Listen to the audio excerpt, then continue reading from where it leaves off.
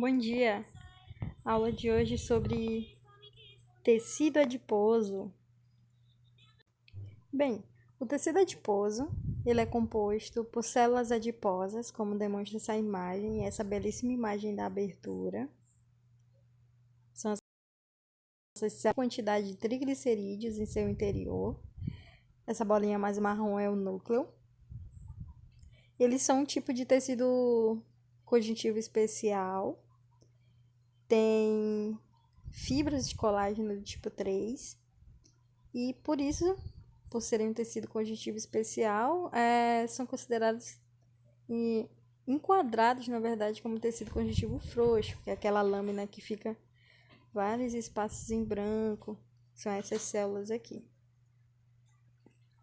A função das células adiposas é primariamente como papel energético, porque consegue armazenar grande quantidade de energia na forma de triglicerídeos, em média 1 grama de gordura nos fornece cerca de 9 quilocalorias. A célula é uma célula igual a todas as células, tem núcleo, tem citoplasma, tem suas organelas. E aqui nós vemos claramente algumas mitocôndrias e vemos uma grande gotícula, um grande reservatório de lipídios.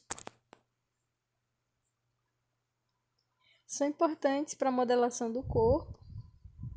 Então, nós temos uma diferença de distribuição de gordura em relação ao sexo. Então, homens ali com aquela barriguinha e as mulheres com a tendência aquelas pancinhas. Outras têm uma tendência a armazenar nos quadris e assim vai. Essa outra imagem ela mostra muito bem quais são os coxins adiposos, então onde nós armazenamos gordura.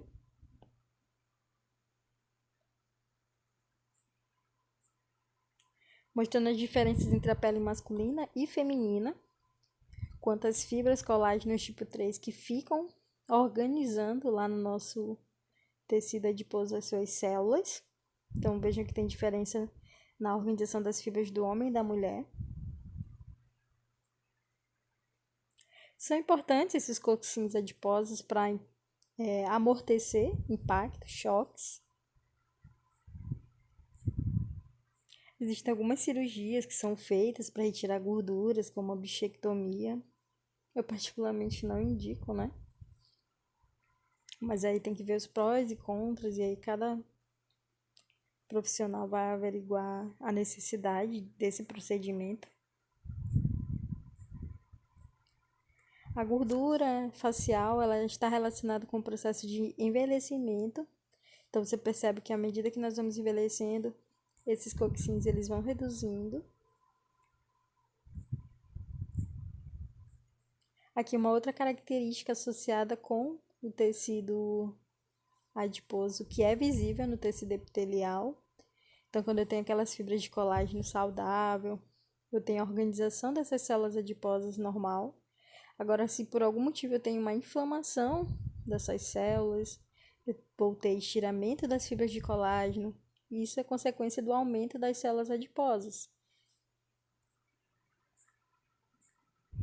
O tecido adiposo é importante para o isolamento corporal, então, muito bom ficar ali aconchegadinho com alguém que tem um tecido adiposo maior, você mesmo. E os animais que eu digo, né, no processo de hibernação, quão é importante. Preenchimento de espaços entre órgãos e suporte para esses órgãos em determinadas posições. E muito importante, o tecido adiposo é importante para a liberação de hormônios. Existe um hormônio que é considerado o hormônio da saciedade. Leptina. E ela é produzida no tecido adiposo. Leptina é produzida quando você come e, logicamente, ela vai ser liberada para atuar sobre o cérebro para te dar saciedade, numa região chamada de hipotálamo, como demonstrado aqui na imagem. Mas existem outros hormônios que auxiliam a leptina nesse processo, tá?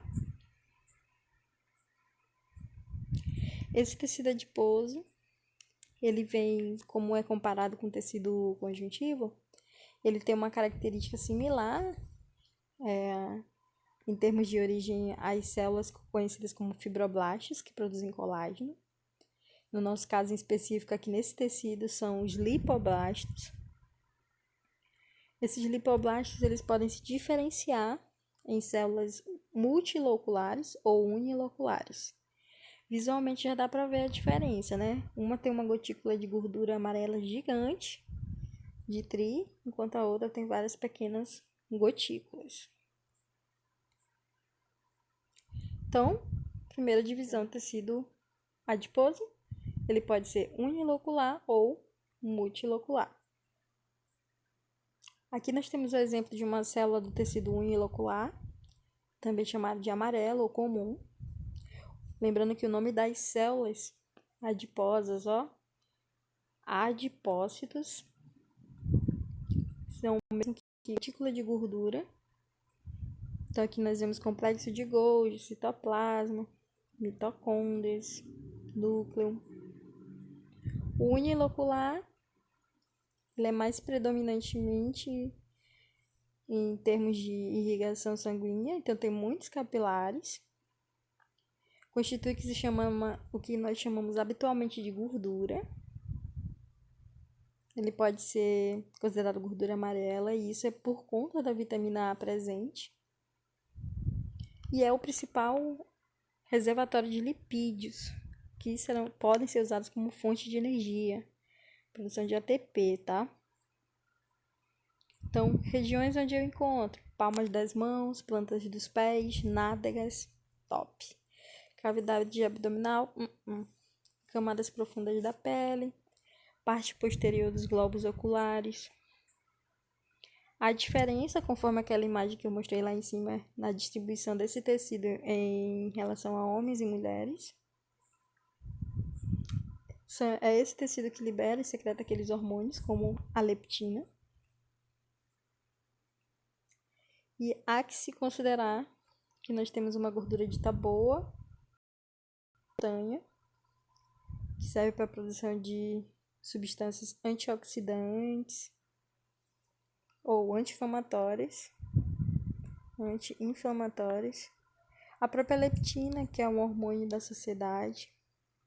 Em contrapartida, essa gordura aqui, é uma gordura maléfica. Mal com U e mal com L também. Mal. É uma gordura que ela recobre órgãos como fígado, estômago, coração. Então, gordura visceral é uma gordura ruim. Como aparece na lâmina, professora? Parece uma coisa assim bem branca, esbranquiçada. O núcleo fica bem na periferia, porque a gotícula de gordura é muito mais proeminente, tá? Função de preenchimento aqui, como fica bem vários espaços em branco. Outra imagem mostrando o unilocular. Mais uma lâmina. E aí nós temos o pardo, ou marrom. Ele é muito encontrado em animais que hibernam. No lugar de ter aquela gotícula gigante, tem várias gotículas pequenas. E, como eu citei, sua função é conhecida como reanimadora para animais que estejam no fim da fase de hibernação por meio do aquecimento do sangue, que passa pelos numerosos capilares existentes nesse tecido. Olha como fica a lâmina. Agora, essa aqui não dá para ver muito bem, mas são várias gotículas pequenas. Eu vou mostrar outras melhores, tá? Uma das características principais do tecido multilocular, também chamado marrom, é a capacidade de produzir ATP e ter uma atividade termogênica, de aquecimento, de gasto metabólico, realmente. Então, quando a gente come algo termogênico, nós estamos estimulando o tecido adiposo marrom. Agora sim, Todas essas gotículas são gotículas do tecido adiposo de uma célula multilocular. Claramente diferente de uma lâmina unilocular.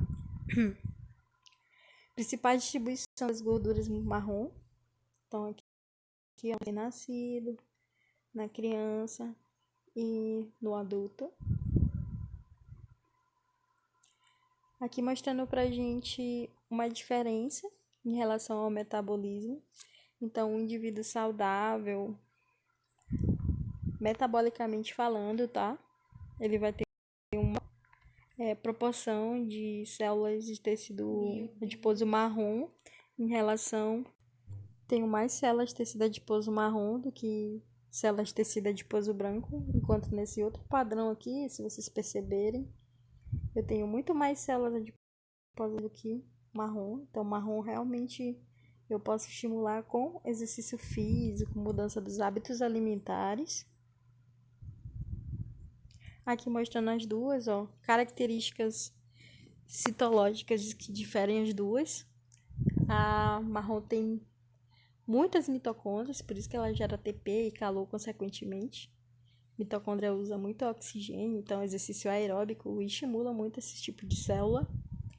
Enquanto falando um pouco mais dela, tem numerosas gotículas de gordura e aí lipídios, promovem termogênese, são importantes para termorregular, controlar a temperatura em recém-nascidos.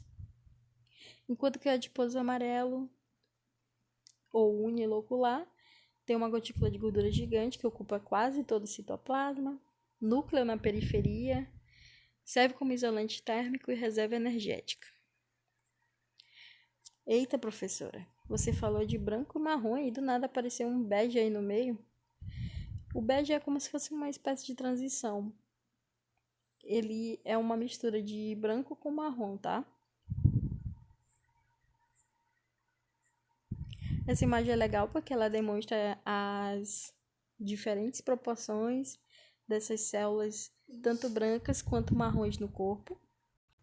Então, nós temos aqui do lado direito, ó, a gordura branca, que é chamada de gordura subcutânea. Mas também tem alguns casos de gordura visceral, ó, que é péssimo para a saúde. Opa, imagem repetida. E qual a correlação do tecido adiposo com a saúde? Opa. Então, uma das características dos testes que o nutricionista faz muito é o IMC, índice de massa corpórea. E tem outros, né, que vão, como a bioimpedância, que vão avaliar índice de adiposidade corporal. Então, nós temos aqui, eu particularmente devo estar agora nessa obesidade, infelizmente, 30% ou mais do meu IMC, meu índice de massa gorda, né? Massa magra é músculo. Tá tenso, pessoal. Ainda bem que saiu uma cartilha aí da prefeitura sobre alimentação. Aqui é uma imagem mostrando, ó, como é a gordura visceral em cima do intestino. Olha o tanto de gordura. Como fica quando o indivíduo tem gordura visceral? É aquela parecida com barriga de chope, que fica bem durinha, bem durinha. É um sinal de gordura visceral, tá? Isso é péssimo. Por que é péssimo? Porque está correlacionado com doenças como hipertensão, obesidade, diabetes, problemas renais, tudo isso associado com um excesso de ingestão calórica, supernutrição. Aqui é um padrão relacionando o IMC com o perfil corporal. Então, as pessoas que têm um risco maior para essas doenças metabólicas e podem ter possivelmente um aumento dessa gordura visceral, tem um padrão de corporal mais parecido com a maçã, que eles falam, corpo de maçã.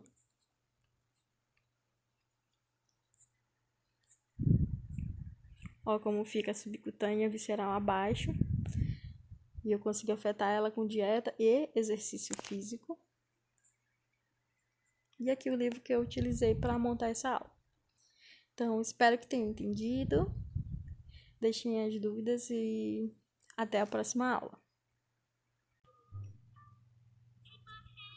Terminar com a música que eu comecei. Beijo.